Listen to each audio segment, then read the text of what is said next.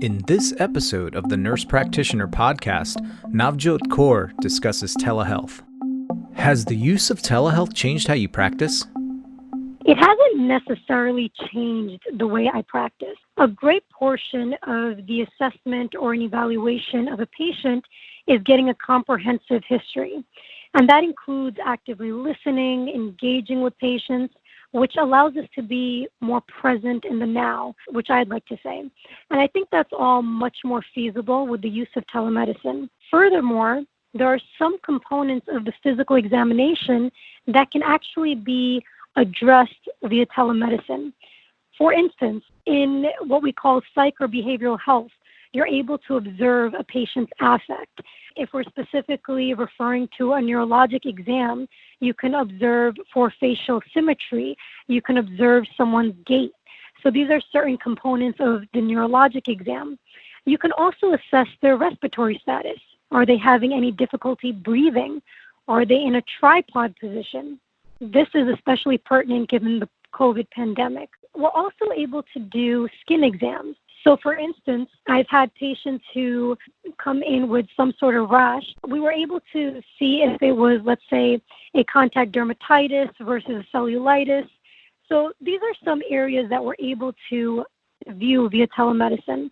One thing that I really appreciated with telemedicine is being able to assess the patient's living conditions, which can provide a unique lens into a patient's barriers to their health, or in other words, their social determinants of health.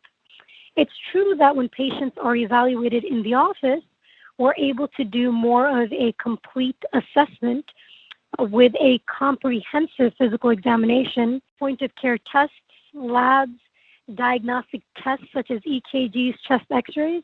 But overall, the telemedicine during this time has benefited more than any of the risks associated with it. What differences have you found in telehealth versus face-to-face interactions with your patients? With in-person or face-to-face interaction, you're able to utilize all senses, such as your sense of olfaction, which can tell you about a patient's hygiene status and possible health issues relating to this. You can also pick up on one's energy or their aura, which can be helpful in determining how they're feeling at the moment. You can also use your sense of therapeutic touch. Therapeutic touch can potentially influence how individuals make decisions or what they would share with you next. Let's say, for instance, a patient is sharing their story regarding the death of a spouse or loved one, or anything emotionally challenging for them. You as a healthcare professional can offer a hand on the back for support, if seemingly appropriate based upon the provider-patient relationship and what the moment calls for, or simply give them tissues if needed. Touch is also utilized as part of the physical examination. So let's say you are palpating one's pulses, or you're, again, palpating their chest for any heaves or whatnot. It's utilized in that regard. You're able to utilize your sense of hearing as well. Not only are you actively listening to the patient, but now you have the added benefit of auscultating their lungs, hearts, or abdomen based upon their chief complaint. In-person interaction allows us to get a more accurate assessment based not only on the patient's history, but their physical examination and associated labs and tests. On a positive note, in my experience, I have noticed that the face-to-face interaction using telemedicine has boosted patients' engagement in their own healthcare, especially with new patients who have not yet established care with a provider. What challenges have you encountered? As with most things in life, there are some challenges with telemedicine. I have categorized them into 3 distinct categories for simplicity purposes. Number 1, there can be technical issues. Number 2, there can be financial issues. And number 3, there can be issues regarding what I call the appropriateness of the patient. In regards to technical issues, some patients don't have access to a smartphone or laptop to utilize this service or even internet service. Other times, there may be an interruption in Wi-Fi connection, which is usually amendable by reconnecting to telemedicine or completing the rest of the assessment on the phone which I've done in a few cases. Some patients, particularly the elderly, may not know how to utilize smartphone technology or can present with a sensory deficit, such as a patient who is visually impaired or hard of hearing, which can limit the use of telemedicine. Furthermore, non-English speakers or patients who speak very limited English may not benefit from telemedicine at this time unless the practitioner conveniently speaks the same language as the patient, or we add on a language interpreting service like the Marty, which helps translate languages, and we use this in the office. This, in turn, increases access to care, especially with minority groups who continue to face a plethora of barriers in accessing safe, quality, and cost-effective healthcare. As we ramp up our in-office appointments, we face yet another rather small technical challenge. That is, balancing our in-office visits with those scheduled for telemedicine. This can create transient anxiety when rushing from one in-person visit to the next visit, which is a telemedicine visit. One way NYU has overcome this is by integrating a wait option, which, when clicked by the provider, notifies the patient that the healthcare professional is running late, let's say about 5 or 10 minutes, and the patient can check in at that time, which again can help alleviate some anxiety. Another way to tackle this is by changing one's scheduling template, perhaps scheduling only telemedicine visits in the afternoon, as an example. In regards to financial issues, we must acknowledge that not all insurers cover telemedicine, but this is constantly evolving. In general, practices are not generating as much revenue as they would for in-person visits. In regards to the appropriateness of a patient, there are limits to which patient you can actually see via telemedicine. Some acute conditions need an in-office evaluation. For instance, if a patient presents with ear congestion or pain, we are limited to components of the HENOT, or head, eyes, ears, nose, oral, throat physical examination, including the use of an otoscope. Again, some differentials for ear congestion or pain include, let's say, possible cerumen impaction, serous otitis media with effusion, which is viral, both of which do not require antibiotics. Or the patient can indeed have a bacterial infection, or let's say a ruptured TM. Due to the limited nature of the exam, practitioners may fall into the trap of over-prescribing antibiotics when indeed monitor or the wait and watch approach may be more appropriate. Another example is of an individual who presents with chest pain. Surely with the use of telemedicine, we can get a focused history and assess a patient's cardiac risk factors to assess for possible cardiac disease. But it is more helpful to have the patient on site. That way we can perform a physical examination, including assessing a patient's respiratory efforts, auscultating a patient's cardiac and respiratory sounds, palpating pulses, and obtaining diagnostic tests such as an EKG and chest x-ray during that visit. Earlier, with the stay-at-home order surrounding the COVID pandemic, I had a couple of patients via telemedicine of whom I was concerned about possible myocarditis or pericarditis, and had suggested a nearby urgent care clinic to obtain an EKG at very minimal to assess for possible differential diagnoses. And the point here is there are a number of patients that would benefit more from an in-person examination than only a telemedicine consult. Are there distinct benefits to using telehealth? There are certainly a number of benefits when you utilize telemedicine. First and foremost, given our pandemic, telemedicine provides an opportunity to provide ongoing care for chronic issues such as hypertension, diabetes, obesity, coronary artery disease, asthma, which is really important because most of the time these patients have quarterly visits or let's say every 6 months they come in to assess their blood sugars or blood pressure.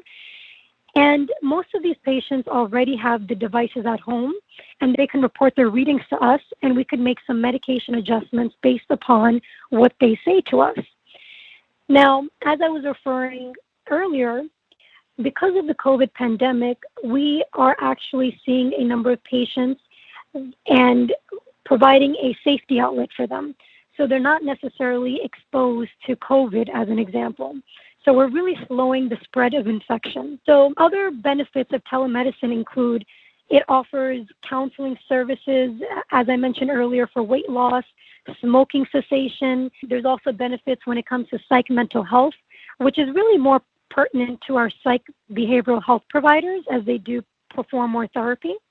It also allows for other medication adjustments such as birth control, antidepressants, stimulants, which has really become more efficient and effective for patients to communicate with us via telemedicine as opposed to coming in every 3 months to refill their medications. It also allows providers to truly follow up on their visits. So what I mean by that is generally when we see patients, we have a number of lab results, diagnostic tests, screenings, including colonoscopies, mammograms, imaging results. And it's so important that we take our time to follow up and clearly communicate the diagnoses as well as discuss next steps when it comes to such tests. And this also allows us to continue to be revenue generating as opposed to a phone call, which is typically not as feasible for a provider with a busy practice, as an example. And it's not really billable to just call a patient on a phone as opposed to doing a telemedicine visit. It also provides access to some minor urgent healthcare issues, such as URIs, which are upper respiratory infections, let's say sinus infections, or sore throats. Now, to be clear, there's a pro and con in this. While we can generally reserve and say, let's monitor some symptoms when it comes to a viral infection, some may say we may start overprescribing antibiotics. So if a patient comes in and says, you know what, I can't, if it's really painful when I talk, I have a fever, some providers may empirically treat with antibiotics. So that in itself may be a challenge because now we're overprescribing antibiotics, killing the gut flora. Also, we're growing in terms of resistance to antibiotics. So that's certainly a catch-22 when it comes to that. Other things that we can address via telemedicine.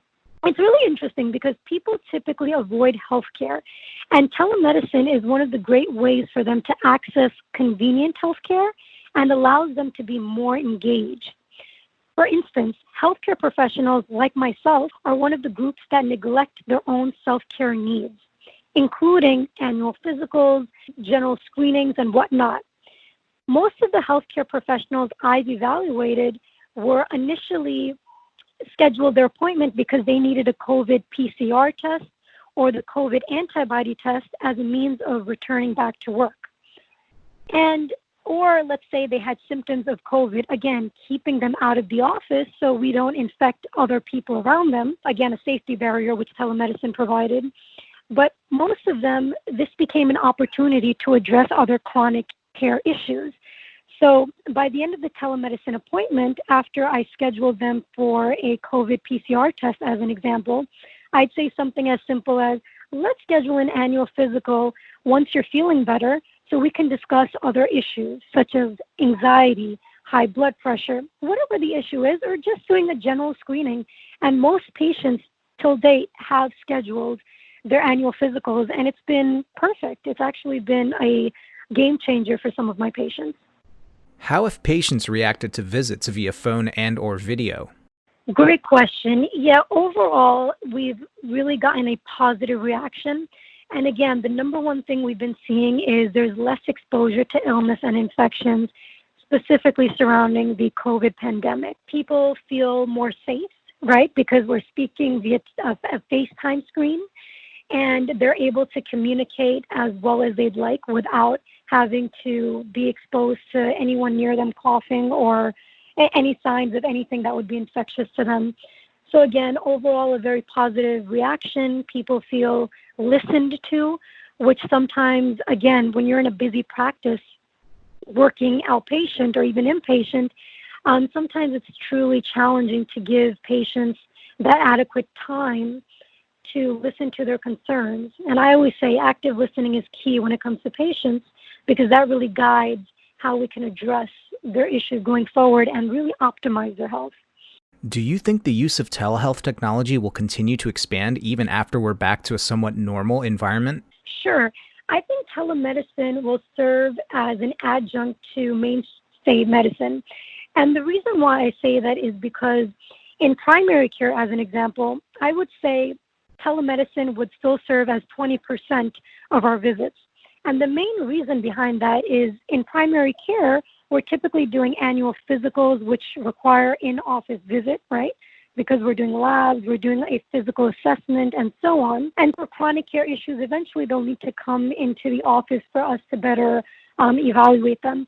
So by that token, I would say for primary care providers, it'd be about 20%. However, this is really specialty dependent. Now, let's take psych behavioral health providers. For them, telemedicine may be 90% of their patient population going forward. And that's because they can provide opportunities in terms of listening, giving therapy, medication management. That may work really well for them. This may also work very well for post-op visits. So let's say a patient had a knee replacement and we're observing the site for any infection. That may be a perfect idea to engage in telemedicine as opposed to physically coming in when they'll be limited secondary to knee pain post-op. So those are some considerations in terms of telemedicine moving forward. So there's definitely a role of telemedicine continuing to be part of mainstream medicine. This podcast does not constitute medical advice and should not be taken as such, and does not replace professional judgment or advice. The ideas and viewpoints expressed in this podcast do not reflect the official position of the speakers, authors, affiliated organizations, the Nurse Practitioner Journal, or Wolters Kluwer.